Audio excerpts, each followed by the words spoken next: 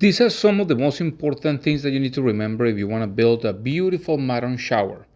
What I have over here are different fixtures, and I want to show you some of the properties that they have. First of all, if you turn on this type of shower system, you're going to have a rain shower on the top, and the diverter valve will control the water to run through the handheld shower head and also to the jets. So it has three surfaces that can be rotating around, and you can use all the benefits of them.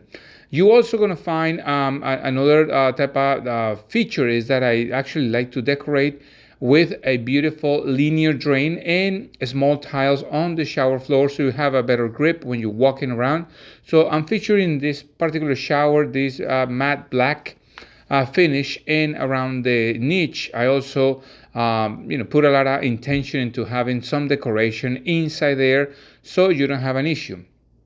These are extremely thin shower heads, and I love them because not only that, I have a small regulator valve on the top, and I put a black matte finish on all the pipes and all the fittings and all the the escutcheons.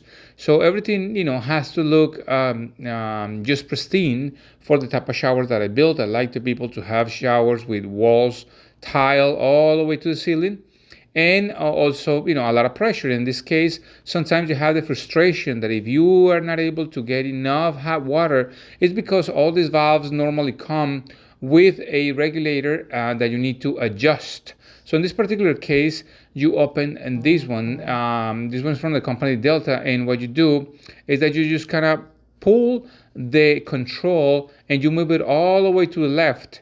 That means that you're going to get as much hot water as your hot water heater will produce. So you just kind of, in this particular case, you pull it, you twist it towards the left, and then you will get as much as the system will allow you.